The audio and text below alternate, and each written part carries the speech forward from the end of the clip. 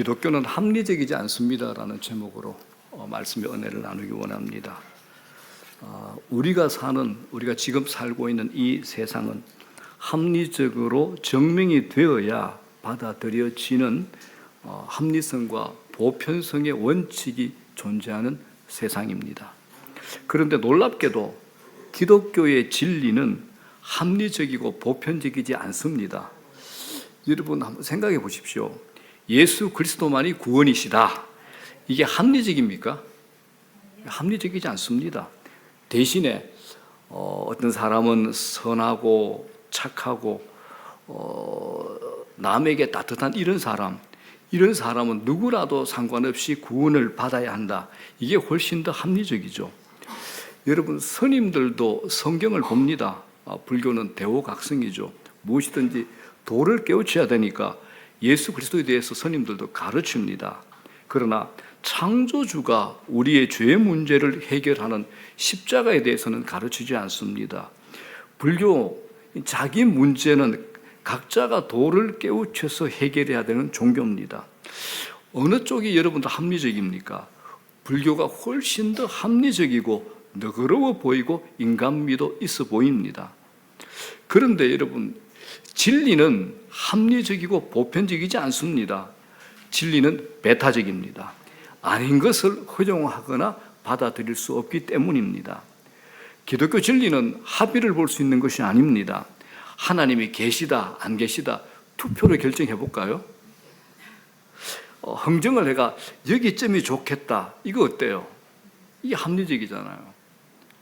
그러므로 우리가 이 세상에서 사람의 머리로 이해되지 않는데도 반드시 믿어야 되는 게 한 가지 있습니다. 그건 하나님이신 예수 그리스도가 누구냐라는 겁니다. 하나님이신 예수 그리스도가 누구냐라는 문제입니다. 예수 그리스도가 누구인지는 사람의 머리로는 절대로 이해할 수 없습니다. 이건 성경에 기록된 그대로 믿을 수밖에 없습니다. 그런데 이 믿음이 얼마나 중요하든지 예수 그리스도를 제대로 믿지 못한 사람은 구원을 받지 못합니다. 예수 그리스도에 대한 믿음은 은행의 금고를 여는 열쇠와 같습니다. 은행의 금고, 우리 현주영 자매가 은행에 근무하는데 은행의 금고는 아주 강력한 또 특수한 철제문으로 되어 있기 때문에 어떤 것으로 부수어도 열리지 않습니다. 그 문을 열 수 있는 방법은 딱 한 가지죠. 거기에 맞는 번호를 돌리고 열쇠를 넣어야 됩니다. 마찬가지로 천국 문은 인간의 힘으로 절대 열리지 않습니다. 오직 하나, 예수 그리스도에 대한 바른 믿음만이 천국 문을 열 수 있는 열쇠가 된다는 겁니다. 자, 여러분 예수 믿으면 무슨 일이 생길까요? 왜 예수를 믿으라고 하는 걸까요? 예수를 믿어야 죄 문제가 해결됩니다. 죄 문제가 해결돼야죠. 교회가 불편하고 거북하고 힘들다 이렇게 말씀하시는 분들 중에 우리 인간이 죄인이다. 여기에 이제 거부감이 생겨가지고 교회를 멀리하는 분들이 꽤 있습니다. 그런데 한번 생각해 보십시오. 우리가 죄인이 아니라면 하나님이신 예수님이 이 땅에 오실 필요가 없습니다. 우리가 죄인이 아니라면 이 땅은 자동적으로 천국처럼 행복하고 아름다운 곳이 되어야 됩니다. 그런데 현실이 어떻습니까? 갈수록 빡빡하고 갈수록 삭막하고 갈수록 뾰족하고 갈수록 더 날카롭습니다. 그렇기 때문에 기독교에서 이렇게 얘기합니다. 모든 인간은 죄성을 가지고 태어난다. 이렇게 얘기합니다. 자, 로마서 3장 10절 다 같이 읽어볼까요? 시작. 의인은 없나니 하나도 없으며. 여러분 이 말씀을 부인할 수 있는 사람이 있나요? 죄가 없는 사람은 한 사람도 없다라고 성경은 말합니다. 이건 제가 자주 드는 예화인데 우리가 아이를 키워보면 알죠. 아이가 태어나면 제일 먼저 엄마 아빠 그럽니다. 얼마나 신기하고 예뻐요. 다 천재겠죠. 근데 얘네들이 2-3살만 되면 그 다음에 하는 말은 아무도 안 가르쳐줘도 싫어, 안 돼, 미워, 내 거야, 네 집에 가, 이런 말을 합니다. 만약 2-3살짜리가 좋아요, 괜찮아요, 사랑해요, 미안해요, 나중에 할게요, 고마워요 이렇게 말하면 어떻게 될까요? 그 아이를 삐뽀 차에 태워가지고 병원에 가야죠. 심각한 정신과 치료를 받게 해야 될 겁니다. 사람은 거짓말하고 남을 미워하고 공격하는 일은 누가 가르쳐 주지 않아도 잘합니다. 이건 우리 안에 있는 죄성 때문에 그렇습니다. 이 시대의 인간의 죄성을 증명하는 가장 큰 증거물이 있죠. 자기중심주의입니다. 자기중심주의. 누구나 자기에게는 한없이 관대하죠. 남에게는 엄격하고 단호합니다. 우리 잘 아는 말이 있잖아요. 지가 연애하면 로맨스, 남이 연애하면 스캔들. 자, 이 사진, 낚시하는 사진입니다. 낚시꾼들이 언제 가장 큰 희열을 느낄까요? 월척을 낚을 때 아니겠습니까? 큰 물고기 아니랍니다. 본인이 월척을 낚을 때보다 더 기쁜 순간이 있는데 그건 뭐냐? 옆 사람이 월척을 낚다가 놓쳐버렸을 때 그때가 제일 기쁘답니다. 이게 이제 우리 인간의 죄성이죠. 내 친구가 슬픈 일을 당하면 얼마든지 함께 슬퍼해 줄 수 있습니다. 우리가 그 정도 인기가 됩니다. 그런데 그 친구가 잘 돼버리면 어때요? 진정으로 함께 기뻐해 줄 수가 없습니다. 왜요? 사촌이 땅 사면 배 아프거든요. 우리가 그렇지 않습니까? 교회 안에도 똑같습니다. 모두 잘 되기를 기도해주고 축복을 해줍니다. 그런데 문제는 그 기도가 응답이 될 때입니다.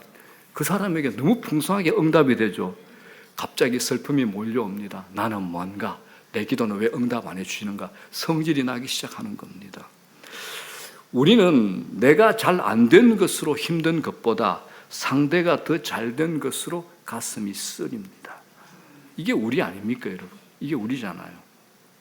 이걸 성경은 단호하게 조금의 양보도 없이 이렇게 설명합니다. 다 같이 시작. 모든 사람이 죄를 범하였으며 하나님의 영광에 이르지 못하다니. 그러죠. 모든 사람이 죄를 범했다는 겁니다. 자, 그렇다면 이제 이 죄 문제를 해결해야죠. 이 죄 문제를 어떻게 해야 됩니까? 죄 문제는요, 우리 인간의 힘으로 결코 수습할 수 없습니다. 인간은 저질러 놓았는데 수습은 못합니다. 하나님께서 수습해 주셔야 됩니다. 죄는 오직 하나님만이 해결할 수 있는 겁니다. 예를 들어서 사형을 받아야 할 죄인이 있는데 그의 아버지가 판사라고 해가지고 임의로 그 죄인을 용서할 수는 없지요. 하나님께서 공정한 재판관이시기 때문에 죄를 그냥 넘길 수가 없는 겁니다. 인간은 누구나 다 죄인이죠. 죄인이라면 누구나 다 죽어야 됩니다. 그렇다면 우리 중에 살아남을 자가 누가 있습니까? 아무도 없습니다. 그러면 지옥이 만원이 될 거죠. 천국은 어떻게 됩니까? 분양 안 된 아파트처럼 텅텅 빌 겁니다. 하나님이 이것을 좋아하지 않으셨어요. 만약에 하나님께서 잔인하셔서 죄지은 놈들 동정할 거 있느냐? 지옥을 확장해서라도 다 집어넣자. 그렇게 하면 끝나겠죠. 그런데 하나님께서 그걸 원하지 않으신 겁니다. 지옥을 만드신 하나님이 동시에 천국도 예비하셨습니다. 좋으신 하나님께서 아름다운 천국을 만들어 놓고 텅텅 비는 것을 어떻게 보시겠어요? 그래서 하나님은 일찍부터 우리를 대신해서 우리의 죽음을 대신할 자가 없을까 생각을 하셨어요. 그러면 두 가지 조건이 딱 맞아야 됩니다. 두 가지 조건. 첫 번째 뭐냐? 우리 죄를 대신하려고 하면 그 사람은 죄가 없어야 됩니다. 죄가 없어야 되죠. 죄인이 또 다른 죄인의 죄값을 대신 치를 수는 없잖아요. 그러죠. 두 번째, 반드시 사람이어야 됩니다. 사람의 죄값을 치료해야 되죠. 자, 죄 없는 사람이 인류 중에 누가 있나요? 아무도 없습니다. 그래서 하나님께서 깊이 생각을 하신 겁니다. 자신을 보니까 죄는 없는데 하나님이잖아요. 하나님은 사람이 아니시니까, 하나님은 신이니까 안 되는 거예요.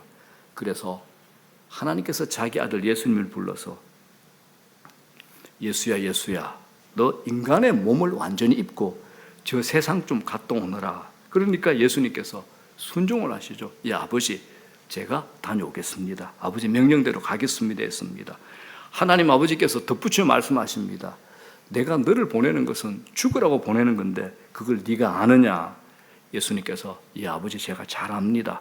제가 가서 아버지가 사랑하는 사람들을 구원하기 위해서 제가 대신 죽겠습니다.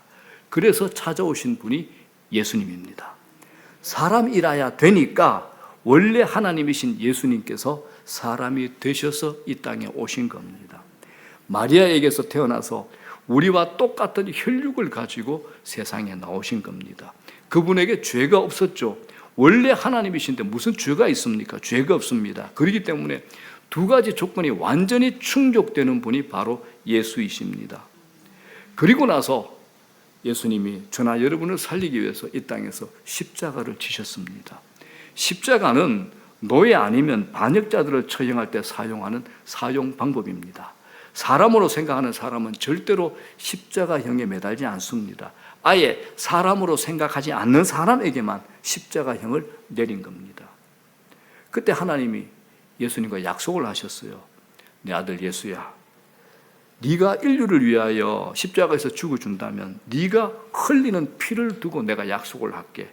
네 피 때문에 모든 사람의 죄를 다 용서해 주마. 하나님이 예수님과 약속하신 겁니다. 예수 그리스도께서 십자가에 죽으셨기 때문에 우리가 예수님 믿겠다고 입으로 고백하기만 하면 하나님께서 그 사람의 죄를 무조건 영원히 완전히 용서해 주시는 겁니다. 여러분, 이것이 이제 우리 기독교가 전하는 복음입니다. 이게 성경 전체의 내용입니다. 한번 상상해 보십시오. 세상에 창조주가 자기를 배반한 피조물을 구원하기 위해서 피조물의 모습으로 이 땅에 와서 피조물이 치료해야 될 그 죄값을 대신 치르다니 이런 일이 있을 수가 있습니까? 이게 여러분 기독교입니다. 우리가 이런 은혜를 입고 있는 겁니다. 자, 여기서 이제 한 걸음만 좀 더 나갑시다. 믿음의 대상이 그리스도가 분명하다면 믿음의 내용도 여러분 분명하셔야 됩니다. 이 부분은 굉장히 중요합니다.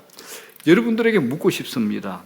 여러분들이 예수 그리스도를 믿는다면 예수 그리스도의 무엇을 믿는 겁니까? 그냥 예수 믿어요. 밀어붙여도 괜찮습니다. 그러나 그렇게 말하는 것은 뭔가 분명치 않습니다. 예수를 믿는다 하면 무엇을 믿는지 믿음의 내용이 분명해야 됩니다. 자, 로마서 10장 9절 한번 읽어볼게요. 다 같이 시작. 네가 만일 네 입으로 예수를 주로 시인하며 또 하나님께서 그를 죽은 자 가운데서 살리신 것을 네 마음에 믿으면 구원을 받으리라. 아멘. 여기서 믿음의 내용이 뭡니까? 죽은 자 가운데서 하고 살리신 겁니다. 믿음의 내용 두 가지가 있죠. 죽은 자 가운데 계셨던 예수님 하나, 두 번째는 뭡니까? 살리신 예수님, 즉 살아나신 예수님입니다. 이걸 뭐라 그러죠? 죽으신 예수님은 십자가, 살아나신 예수님은 부활입니다. 예수님의 십자가와 부활인 겁니다. 이게 성경 전체를 꿰뚫고 있는 복음이 됩니다. 여러분 놀라지 마십시오. 기독교 2000년 역사 가운데 이 십자가와 부활을 증명하기 위해서 죽은 사람, 그 기독교 적대 국가 있잖아요. 우리처럼 이렇게 믿는 게 아니라 기독교를 적대하는 무슬림이나 아프리카 이런 데 가서 예수 십자가와 부활을 증거하다가 순교한 사람들이 자그마치 7,500만 명입니다. 7,500만 명입니다.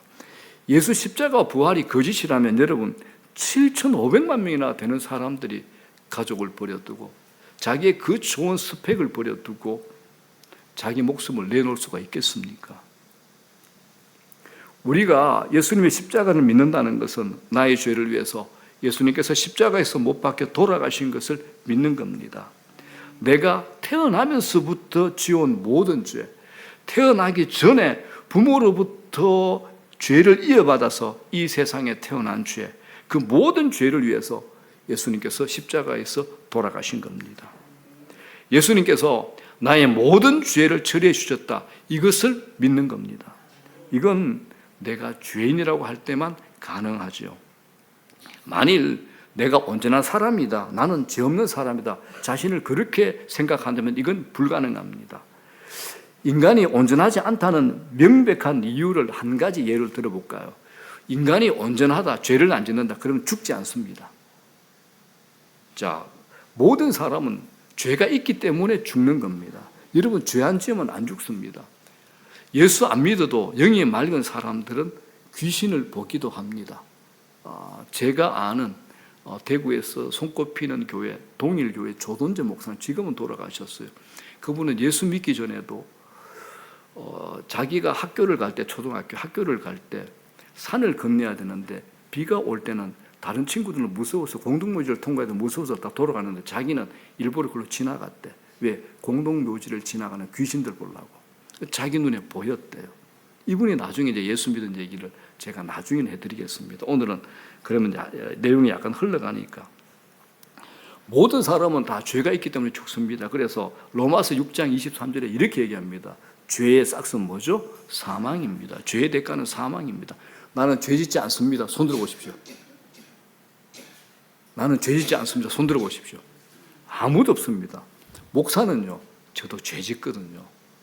우리 모두가 죄가 있기 때문에 죽어야 한 존재입니다. 그래서 인간은 태어나면서부터 사형 선고를 받고 태어납니다. 언제 어떻게 죽을지 모르지만 이 세상에 태어난 인간이라면 반드시 죽게 되어 있습니다. 죄로 인한 죽음의 문제를 예수 그리스도께서 십자가에서 처리해 주신 거죠. 그래서 성경을 보면 예수님은 자주 죽은 사람을 향해서 죽었다라고 하지 않고 당신이 살릴 사람은요 잔다라고 성경은 설명을 합니다. 예수 믿으면 죽음의 문제가 해결되어 영생으로 들어온다는 예수님의 분명한 선언이 있습니다. 자, 믿음의 또 다른 내용 하나, 부활입니다. 우리 기독교는 부활의 종교입니다. 절대 이 세상이 끝이 아니라는 거죠. 여러분 한번 생각해 보십시오. 기독교 외에 자신들의 종교 창시자가 죽었다가 다시 살아났다는 것을 주장하는 종교가 있습니까? 아무 데도 없습니다. 그래서 성경은 우리의 죽음이 존재의 끝이 아니다라고 우리에게 가르치는 겁니다. 죽음 이후에 천국이든 지옥이든 무언가 있습니다. 그리고 천국에 이르는 길은 오직 예수님을 믿는 길밖에 없다라고 창조주이신 하나님께서 분명히 말씀하시는 겁니다. 기독교는 참 단순합니다. 명백합니다. 오늘 본문 한번 읽어볼게요. 시작. 다른 이로서는 구원을 받을 수 없나니 천하 사람 중에 구원을 받을 만한 다른 이름을 우리에게 주신 일이 없음이라 하였더라. 구원을 받을 만한 다른 이름, 예수 그리스도 외에는 다른 이름을 우리에게 주신 일이 없다라는 겁니다. 하나님께서 예수 그리스도만 유일한 구원자, 완전한 구원자, 최종적인 구원자가 되시는 겁니다. 얼마나 단순하고 명쾌합니까? 이것이 기독교입니다. 기독교의 부활도 부정하는 온갖 이론들이 등장합니다만 성경이 부활을 스스로 증명합니다. 자, 고린도전서 15장 한번 보겠습니다. 다 같이 읽어볼게요. 시작. 장사 지낸 바 되셨다가 성경대로 사흘 만에 다시 살아나서 게바에게 보이시고 후에 12제자에게 그 후에 500여 형제에게 일시에 보이셨나니 그 중에 지금까지 대다수는 살아있고 어떤 사람은 잠들었었고. 자, 이 성경이 이렇게 기록된 배경이 이렇습니다. 분명히 예수님께서 십자가에서 죽으셨는데 3일이 지난 후에 부활하신 예수님을 본 사람이 한꺼번에 몇 명요? 500명까지 있었답니다. 그런데 바울이 이 고린도서를 기록할 당시에 부활을 직접 자기 눈으로 목격한 사람들이 대다수 살아 있었어요. 이 성경이 쓰여질 당시 교회 안에는 글을 모르는 사람들이 많았습니다. 그래서 한 사람이 정교인들 앞에 이 성경을 낭독하는 겁니다. 그런데 한 곳에만 읽히는 것이 아니라 교회들이 서로 돌려가면서 읽었습니다.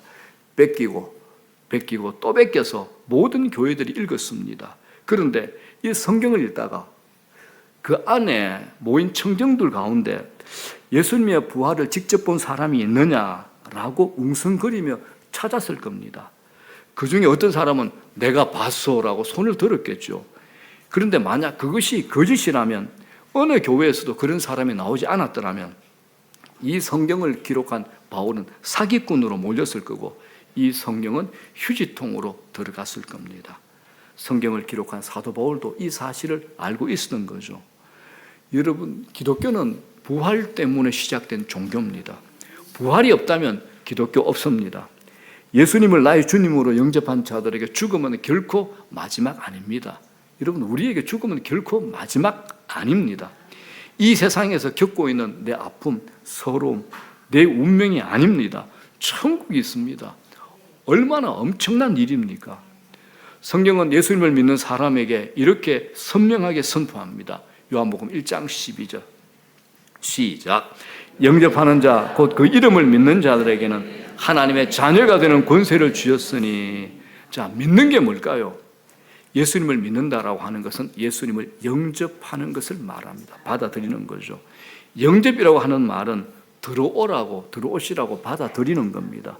예수님을 믿는다라는 것은 예수님께서 내 죄를 위해서 돌아가셨음을 믿고 그 예수님을 영접하고 받아들이는 겁니다. 자, 이렇게 하는 거죠. 나는 예수님을 믿습니다. 내 죄를 위해서 십자가에 돌아가신 것을 믿습니다. 나도 구원받고 하나님 자녀로 살고 싶습니다. 나는 예수님을 환영합니다. 이게 영접입니다. 자, 다 같이 한번 우리 믿음을 한번 읽어볼까요? 자, 고백을 해보겠습니다. 시작. 나는 예수님을 믿습니다. 내 죄를 위하여 십자가에 돌아가신 것을 믿습니다. 나도 구원받고 하나님 자녀로 살고 싶습니다. 나는 예수님을 환영합니다. 아멘. 아멘. 그러면 우리는 하나님의 자녀가 되는 겁니다. 자, 그렇다면 내가 하나님 믿고 예수님 믿으면 죽어서 천국 가는 게 전부인가? 그렇지 않습니다. 우리가 이 땅에서 살면서 받고 누리는 복이 헤아릴 수 없을 만큼 많습니다. 그 중에 가장 기본적인 게 하나 있습니다. 하나님을 아버지로 둔 권세가 있습니다. 제 아들이 27살. 그동안 얼마나 많은 돈이 들어갔겠습니까? 제가 받은 것이라고는 생일 때 생일 선물이 전부입니다. 그런데 아직까지 뭐 해달라 그러는 말밖에 안 하는 것 같습니다. 그런데 제게 달라고만 하는 자식의 청을 제가 거절할까요? 안 할까요? 안 합니다. 돈이 들어도 신경이 쓰여도 달라 그러면 저 있는 것 다 주고 싶습니다. 다 주고 싶습니다. 아버지는 자녀에게 주는 기쁨이 있습니다. 이걸 뭐라 그러죠? 자녀의 권세입니다. 이게 우리 자녀의 권세입니다. 아버지께 달라 하십시오, 여러분. 저는 잘 달라 그러거든요. 아버지 이거 부족하니까 좀 주세요. 저는 뻔뻔하게 잘합니다. 예수 믿는 사람은 뻔뻔하셔야 돼요. 오늘 우리가 예수님을 구주로 믿고 영접한다면 하나님의 자녀가 된 겁니다. 하나님의 자녀가 됐다는 것, 하나님이 내 죄를 용서하신다는 겁니다. 하나님의 자녀가 되었다는 것, 하나님께서 내 필요를 채워주신다는 겁니다.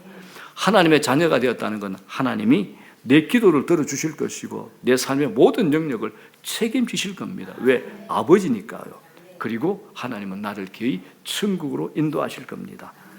다 같이 한번 읽어볼까요? 시작. 하나님의 자녀가 되었다는 것은 하나님이 당신의 죄를 용서하신다는 것입니다. 하나님이 당신의 필요를 채워주실 것입니다. 하나님의 당신의 기도를 들어주실 것이고 삶의 모든 영역을 책임지실 것입니다. 그리고 하나님은 당신을 기어이 천국으로 인도하실 것입니다. 이것이 하나님을 믿는 자녀의 권세입니다. 자, 그렇다면 여러분들 한번 묻고 싶습니다. 여러분들은 예수님을 영접해서 죄 용서함을 받고 사시겠습니까? 아니면 예수님을 거부하시겠습니까? 우리가 이 세상에서만 살고 끝나는 것이라면 구태여 힘들게 예수 믿을 필요 전혀 없습니다. 예수 안 믿어도 얼마든지 건강할 수 있고 부자 될 수 있고 성공할 수 있습니다. 그러나 이 세상은 정말 잠깐이잖아요. 여러분 지나온 시간 세분 한번 보십시오. 정말 잠깐입니다. 영혼은 어디에 연결되어 있나요? 하나님 나라에 있습니다. 분명히 천국이 있고 지옥이 있습니다. 하나님 나라는 공부 잘한다고 들어갈 수 있는 곳이 아니고 부자라고 들어갈 수 있는 곳이 아니고 착하다고 들어갈 수 있는 곳이 아니고 성공했다고 들어갈 수 있는 곳은 아닙니다. 하나님 나라는 예수 믿고 죄사함 받은 사람만이 들어갈 수 있는 곳이 하나님 나라입니다. 그래서 예수 믿는 것이 그렇게 중요한 겁니다. 자, 이야기 꼭 하고 싶습니다. 아직 예수 믿지 않는 분들에게 하나님 말씀인 이 성경 말씀을 통해서 예수님을 믿지 않는 사람은 어떤 상태인가라는 것을 제가 성경을 통해서 말씀을 드릴게요. 성경은 예수님을 믿지 않는 사람을 향해서 하나님과 원수된 사람이다라고 성경은 표현합니다. 하나님과 원수된 거죠. 내가 친한 친구나 이웃과 원수가 된다면 굉장히 불편하고 불안합니다. 더군다나 큰 힘과 권력을 가진 사람과 원수가 된다면 아마 잠을 자지 못할 겁니다. 굉장히 불안할 겁니다. 하물며 우리가 하나님과 원수된 관계라면 마음이 평안할 수 있겠습니까? 절대 불가능합니다. 우리 인간은 절대 중간지대가 없습니다. 어떤 사람이 이래요. 나는 예수도 안 믿고 마귀도 안 믿는다. 아니요. 절대 중간지대 없습니다. 하나님 편에 속하든지 아니면 마귀 편에 속하든지 둘 중에 하나입니다. 만일 여러분 중에 누가 하나님 편에 속하지 않았다면 나는 중간지대에 아니요. 마귀 편에 속해 있는 겁니다. 성경을 보면 하나님의 지배를 받지 않는 사람은 아무리 자기의 주장과 뜻과 의가 강한 사람이라도 마귀의 지배를 받게 된다라고 말합니다. 제가 간단한 증거를 한번 내볼까요? 사람들이 왜 점쟁이 찾아갈까요? 여러분, 무식한 사람들은 돈 없어 점쟁이 못 갑니다. 배우면 배울수록, 그리고 돈이 많으면 많아질수록 점쟁이들을 더 찾는다라고 얘기를 합니다. 왜 이런 일이 생길까요? 다른 아무 이유 없습니다. 마귀에게 끌려가는 거기 때문에 그렇습니다. 마귀에게 끌려가는 거죠. 집안에 부적 붙여놓고 사는 분들 많잖아요.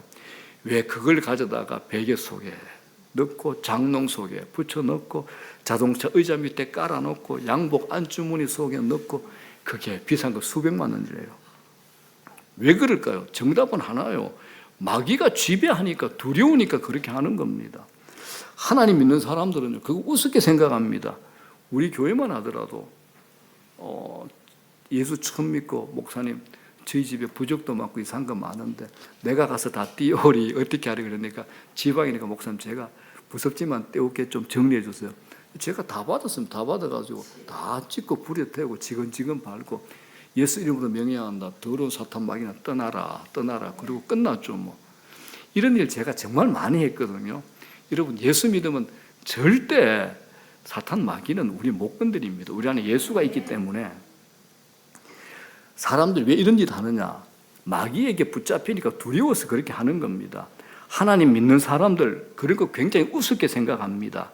온 천하 만물 지으신 하나님이 내 아버지요, 나는 그 아버지 손에 잡혀 있는 자요. 그렇기 때문에 세상의 마귀는 나를 지배할 수 없기 때문입니다. 하나님이 없는 사람 너무 비참해요. 마귀의 종이 돼가 결혼 날짜 자기 마음대로 못 잡아. 이사도 아무 때나 못해. 자기 집안의 장롱도 마음대로 못 놔. 어떤 사람은요, 비싼 돈 주고 자기가 산 집에 벽에 못질도 마음대로 못하는 건 내가 봤어요. 심지어 눕는 것도 방향을 잡아야 되는데, 하나님 믿으시면 베개를 가지고 어느 쪽으로 눕든 상관이 없습니다. 무더운 말복에 이사를 가시든지 추석에 가시든지 장마에 가셔도 아무 이상이 없고 성탄절에 이사하셔도 상관없습니다. 여러분, 예수 믿으십시오. 예수 믿으십시오. 예수 믿고 하나님을 나의 아버지로 모시고 살면 이 세상에서부터 천국을 맛보고 살게 됩니다. 그리고 우리가 이 세상을 떠나게 될 때 예수님께서 우리를 인도하실 겁니다. 천사들이 우리를 와서 옹의를 할 겁니다. 하나님 앞에 들어가 영원히 이 땅에서 맛볼 수 없는, 이 땅에서 내가 최고로 기쁘고 즐거웠던 거, 그 수십까지 곱하기 1000만, 그게 매일매일 다른 그 영광과 영화를 누리게 될 겁니다. 그게 예수 믿는 겁니다. 사형수가 감옥에 갇혔다가 대통령이 사면을 내리면 자기가 왜 나오는지 모르고 어안벙벙한 채 감옥을 나오게 되죠. 그러나 감옥을 나오게 되었다고 해서 그 사람이 지은 죄가 없어지는 것은 아닙니다. 그러나 법적으로 볼 때는 어떻습니까? 죄가 하나도 없는 것처럼 나오게 됩니다. 마찬가지입니다.